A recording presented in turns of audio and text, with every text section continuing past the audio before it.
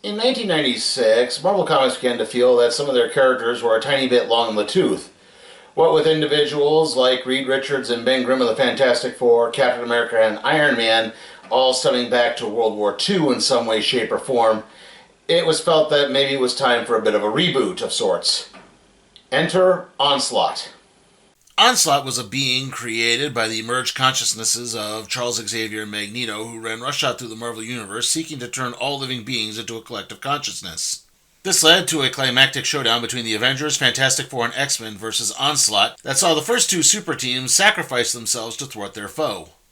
However, it would be revealed that Franklin Richards, son of Reed and Sue Richards of the Fantastic Four, had actually shunted those heroes into a pocket universe where they were reborn, with their origins taking place in more contemporary times.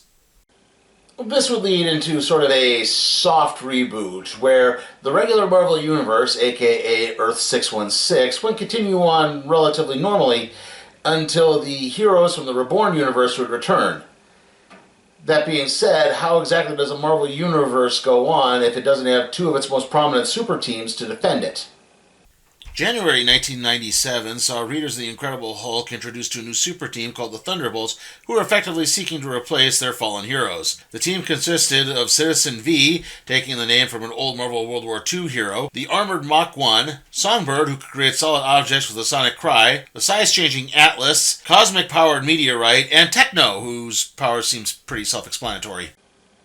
However, these new heroes would harbor a very dark secret of their own. What is it? Well, unless you've already been fully informed about this earlier, it's what we're covering today as we take a look at the first adventures of the Thunderbolts in Thunderbolts Classic Volume 1. In the wake of Onslaught's onslaught, a low-time criminal group called the Pack Rats scours through the wreckage. Though they do their fair share of looting, they seem to actually be looking for something or someone. The group is interrupted by the sudden arrival of someone calling himself Citizen V and his backup, the Thunderbolts. The group spouts off the typical superhero spiel as the news cameras look on. At the New York City Mayor's office, top aide Dallas Riordan is delighted at the sudden appearance of a new set of superheroes. It's not all fun and games, though, as a young teenager named Halle Takahama is grabbed by one of the Pack Rats before she can attract the attention of the Thunderbolts. After the remaining members of the Pack Rat run off, the media approaches Citizen V about being the new Avengers. He plays coy, saying that the Thunderbolts aren't trying to replace Avengers and are just looking to help New York City in the wake of Onslaught. The group really does not have time for interviews, however, as they soon get a call about the Pack Rats being spotted near the World Trade Center towers. Obviously, this takes place well before the events of 9/11.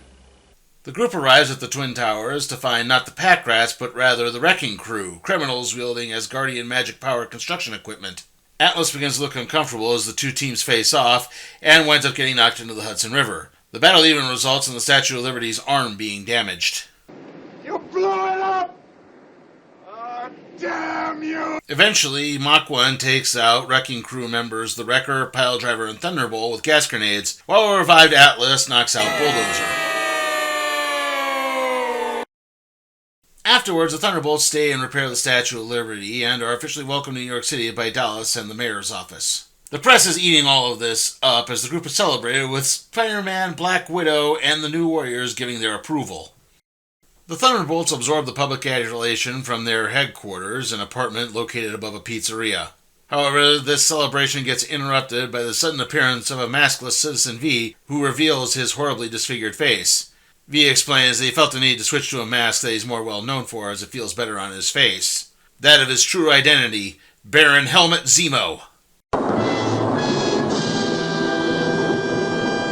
That's not the only thing, as Techno is really the fixer. Mach 1 is in actuality the Beetle. Songbird is Screaming Mimi, Atlas is Goliath, and Meteorite is none other than Moonstone. Yes, the Thunderbolts, the new superhero team on the block, are really the villainous collective known as the Masters of Evil.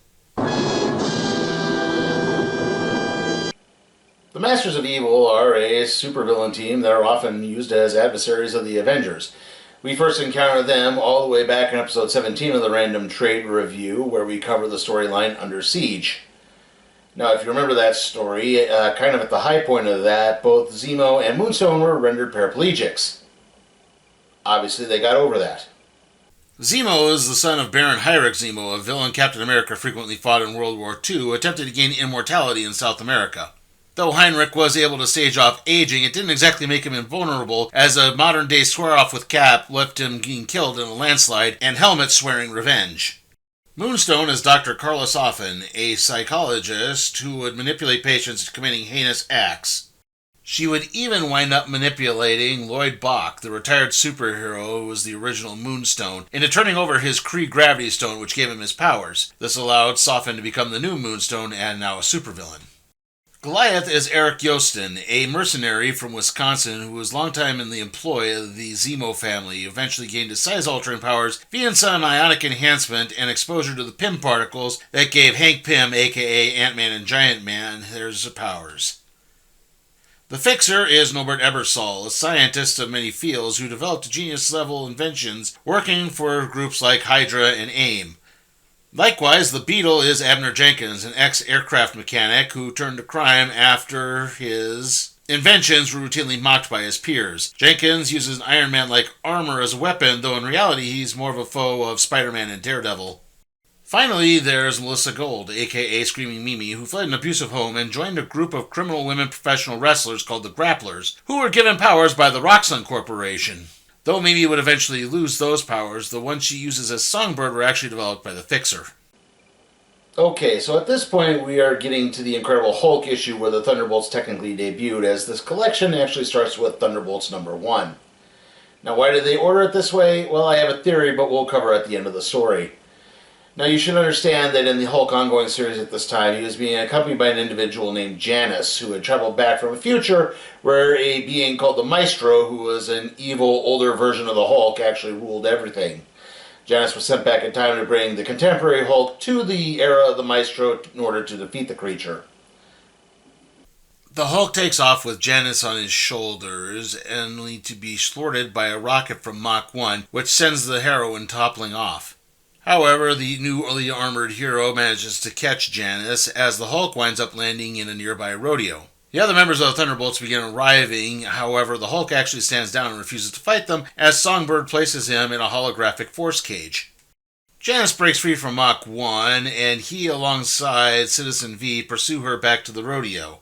Which just happened to be the main part of Hulk's plan, is to get everyone in one place as he breaks free and tries to leap away, only to get knocked down by another rocket from Mach 1 that actually seems to injure the Hulk. You made me bleed my own blood. Janus manages to aid the Hulk, who overhears Citizen V talking about protecting innocent people, so the Hulk destroys a nearby dam, and thus the heroes now need to do the right thing and help the flood victims, allowing the Hulk to escape. Back in New York City, a group of skeptical bar patrons are won over by the actions of the Thunderbolts, including a cab driver who wants to encounter the Invisible Woman. Okay, so this bit with the cab driver is actually referencing the first issue of the Fantastic Four, and it's part of an anthology that came out. That's kind of why it's in here. Anyway, we now go back to the ongoing Thunderbolts series, but why was this out of order? Well, I think it might have something to do with the fact that during their encounter with the Hulk, several members of the Thunderbolts, namely Meteorite, aka Moonstone, who actually has a past with the Hulk, make several references throughout the story to their supervillainous past, and it makes a bit more sense if you start with them with the debut issue of the series, the reveal, and then this issue, then maybe not. But to me, I actually think it should be the other way around. I think they should start with the first appearance. It makes a bit more sense that way. Anyway, let's get back to the Thunderbolts ongoing series. The Thunderbolts take in another glowing news report covering them taking down the circus of crime. The tone changes as the news begins to cover the memorial to those lost in the Onslaught battle. Mach 1 and Songbird slip out for some training and maybe a little bit more as Jenkins moves in for a kiss, only to suddenly get blasted away. Later, Mimi explains that those who tend to get close to her wind up dying, so she's not really interested. Yet. The memorial continues the next day as Franklin Richards and Alicia Masters dedicate a statue to the fallen heroes in Central Park. It's then interrupted by the sudden appearance of the Mad Thinker and his awesome android, who snatch Franklin as Dallas Riordan calls in the Thunderbolts. The android shrugs off all attacks, only for Songbird to encase the kid in a sonic force bubble and get him away long enough for everyone to regroup at Four Freedoms Plaza. Four Freedoms Plaza debuted in the mid-1980s and effectively replaced the more well-known headquarters of the Fantastic Four known as the Baxter Building. The Mad Thinker, however, has followed the Thunderbolts and Franklin back to Four Freedoms Plaza as he points out that these so-called new heroes seem to have a lot of battle experience, as he reveals that he is also an android. Before he can do anything else, Citizen V chops the mechanical head off the Thinker, and this in turn also destroys the awesome android. Afterwards, Citizen V asks Dallas and the mayor about the use of Four Freedoms Plaza as the new Thunderbolts headquarters. The data tapes in the building could help the new team learn more about their potential adversaries. Franklin consents and there's a huge celebration. Except for Meteorite, who notices that this team is really starting to enjoy things. Maybe a little too much. Still, the group moves in and just begins to settle down when the mayor's office calls in the new mission. A security guard at a chemical plant was killed by a wall-crawling intruder. Naturally, the attention is turned to Spider-Man, which has been a big shock to Peter Parker, who set out to clear his name. In reality, a group of former AIM agents called the Enclave have developed a new stealth android that acts a lot like Spider-Man, so that's where the confusion is coming from. While the other Thunderbolts are busily battling Spider-Man and inadvertently peeping on a group of topless sunbathers on a rooftop, Meteorite and Techno encounter the android at a warehouse and realize the mistake that's been made. The Thunderbolts elect to regroup at their home base, ignoring Spider-Man's offer of assistance. However, they also end up ignoring that Spider-Man winds up putting a tracer on Mach 1's armor. Spider-Man follows the Thunderbolts as everyone tracks down the Enclave's headquarters and begins fighting. However, the Enclave managed to use a hypnotic gas on everyone except for Mach 1 and Spider-Man. This results in the Thunderbolts attacking the two heroes. However, when Spider-Man pulls Mach 1 away from a blast, he realizes that maybe there's some good in the wall crawler, and elects to employ the This Side of Paradise maneuver, making his teammates angry in order to break the mind control, as the android itself winds up self-destructing. As the Enclave flee, Mach 1 decides to return the favor to Spider-Man by having Techno return over a data recording that clears Spider-Man's name in the murder of the security guard. Though, as the Thunderbolts leave, the wall crawler begins wondering where exactly he heard Mach 1's voice before. Later, after another celebration, Meteorite catches Mach 1 standing out on the ledge. He admits that he's actually starting to like being one of the good guys. Elsewhere, Halle Takahama manages to escape her prison and begins looking for those who can help her. Back at Thunderbolts headquarters, the team continues to settle into their new digs as Citizen V finds out that Mach 1 took some contraband from a foiled jewelry heist. I guess Mach 1 wasn't enjoying the face turn that much. That gets interrupted by an alert that Black Widow is fighting the Masters of Evil, which causes quite an amount of confusion amongst the Thunderbolts. Now, the Masters of Evil have often had a rotating lineup, so this is just a new incarnation consisting of the likes of Tiger Shark, Mankiller, Cyclone, Flying Tiger, and Ulysses Claw, the latter of whom is the technological source for Songbird's powers. The team hits a scene with Widow telling them to just stand down as she's looking for something more. That changes when the Master's new leader, the Crimson Cowl, shows up and calls the villains back. The Thunderbolts offer the Black Widow assistance, but she turns it down as she's looking to take down all of the Avengers' old foes, which in turn brings more unease to the Thunderbolts. The team heads back to Four Freedoms Plaza, where they find Halle waiting, looking for the Fantastic Four. Before they can make any attempt to try to reason with her, she winds up hitting them with an energy blast. Thankfully, things manage to settle down as everyone begins explaining everything. Halle lost her family in the Onslaught attack and began working with another group of orphans trying to survive. However, shortly after the pack rats arrived, members of the orphan group began disappearing. While she began trying to investigate on her own, she herself got kidnapped, where she was tortured and experimented on, which resulted in her newfound powers, which she used to escape. From this point, Halle adopts the super identity of Jolt and explains that her friends are being held in a castle located in upstate New York that once belonged to Dr. Doom, so that's where the Thunderbolts are now headed. Soon, the Thunderbolts are fighting a group of monsters as Jolt desperately searches for her friends. Songbird even lets Mach 1's name slip when he gets tangled up in a slime monster. Eventually, Atlas smashes his way into the main chamber, expecting to find Dr. Doom, only to find Arnim Zola instead. Arnim Zola was a Nazi geneticist who worked with the Red Skull and often fought Captain America during World War II. He eventually developed a technology to allow him to transfer his brain patterns into various forms of technological bodies, which is why his face is now located in a giant CRT TV set. As they take on Zola, Meteorite pieces together the truth that Jolt's friends really are the monsters that the Thunderbolts have been fighting this whole time. It gets worse when all the creatures begin merging into a giant Gestalt form. Jolt approaches her friends and begs forgiveness, which strikes a chord with the monster and it self-destructs. Jolt prepares to destroy Zola, only to wind up showing mercy at the end, which actually turns out to be a huge benefit, as it turns out Techno had been beaming the security footage out to the press.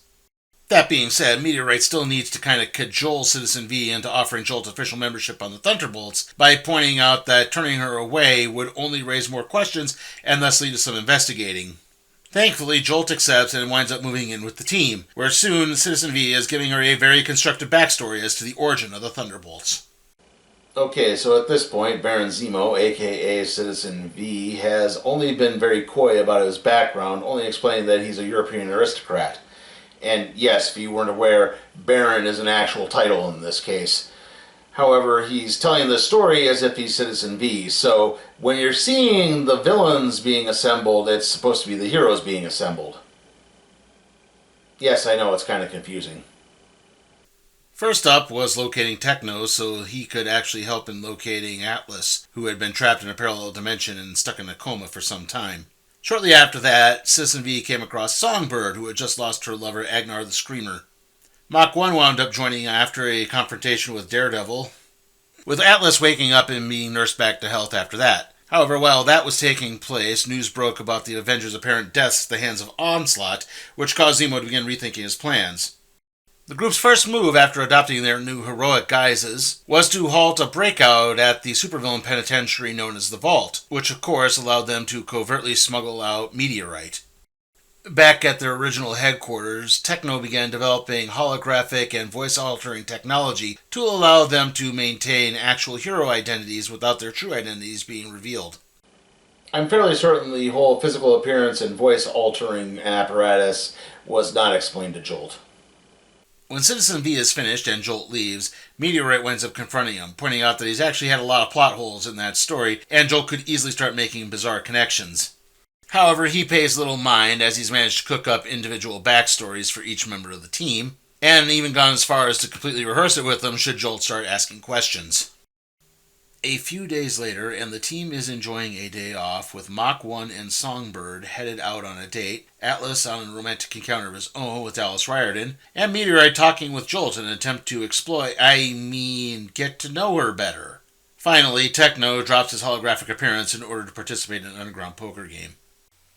That all changes when suddenly out of the sky, a large capsule falls and unearths a large robotic-like creature who immediately begins asking about the whereabouts of its master. Come to me, for I am the magnet, and you are steel! Jolt recognizes the robot as the Growing Man, an Avengers villain who expands whenever he's attacked. Unfortunately, she only gets the word out just as the other Thunderbolts begin attacking the creature, and soon the thing is the giant size of a skyscraper. That being said, Techno has a solution which requires the Growing Man being even bigger, so Atlas is going to need to stretch himself to his limits. Like I said before, Atlas uses a modified version of the PIM particles that pretty much every size changer in the Marvel Universe uses. However, in his case, if he stretches it a little too far, his body starts to disintegrate. Once the Growing Man is large enough, Techno is able to work his way inside the robot and reset it back to its default mode, which causes it to revert to its capsule form.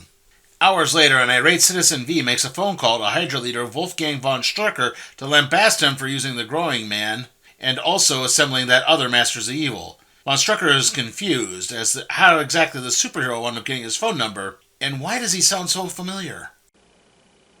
Okay, so technically there's one last story in here, but it's just going over the origin of the individual members of the Thunderbolts, which I already touched on earlier in this episode, so I'm not going to recover it.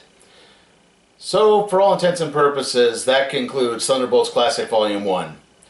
How was it? Well, I do think there's some really good action sequences in here that's coupled with some top-notch artwork from Mark Bagley. I think, again, there's a lot of good dynamicism with the characters. I love the idea that they are slowly adjusting and liking to being heroes, except for Zemo and to a lesser extent Meteorite or Moonstone. I like that aspect of them. Jolt is a pretty fun character. Again, who's sort of the, you can almost think of her as a proto-Kamala Khan in a way because, she's this big fan of the Marvel Universe, and so she has like this almost encyclopedic knowledge of it. You can see where that's starting to fall in and be really enjoyable. If I do have a major problem with this, again, I think it has to do with the layout. First and foremost, again, like I said, I think the Hulk issue should have come first. that probably makes a bit more sense. The Hulk issue, the anthology thing with the guys in the bar. And then, after the reveal, I think the origin part should be in there because I think that would have made a bit more sense to the unfamiliar, to people who aren't aware of people like the Beetle or Techno or the Fixer. I think that would have worked a lot better. So again, I just feel like it would have helped a little bit more on that type of reading pattern. Also, some of the issues can get a little sluggish. They're the annual where again Zemo is Citizen V is explaining to Jolt the assembly of the Thunderbolts just drags. There's another one where it just really drags. Again, I think it's another big recap issue where it's just not particularly fun. And I'll even say again with the layout, there's another problem where the issue of Spider-Man, that's not an issue of Thunderbolts, that's an issue of Spider-Man Team Up. And I think that's out of place because remember at the end of that issue is the Beetle or Mach 1 revealing that he's again starting to like being considered one of the good guys and not a supervillain anymore. And then literally at the start of the next issue, he's stealing contraband from a jewelry heist. It's like those should have been flipped around. That would have made more sense. Again, it just kind of leads to an overall clunkiness sometimes with the pacing. But still, maybe that's a minor quibble. Like I said, this is a really well done book. I think there's a Thunderbolts omnibus you could at least get digitally. So if you want to read more and just kind of get a big, fuller scope of it, you can certainly do that.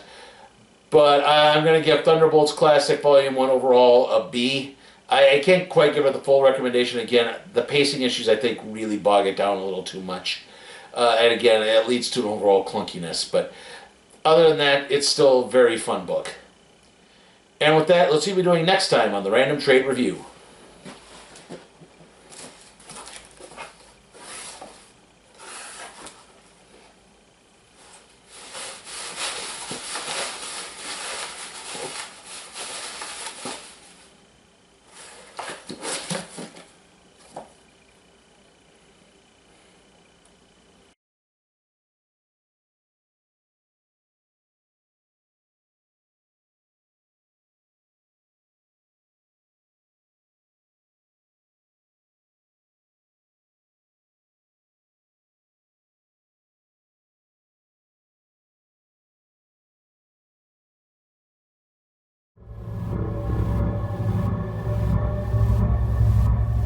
Hey guys, remember you can support my work at patreon.com/CP Time for Cat Productions, where you can even request a trade to be put in the randomizer, aka the cardboard box. Also, remember to like, comment, share, subscribe, and ring that notification bell so that you can be notified for further videos.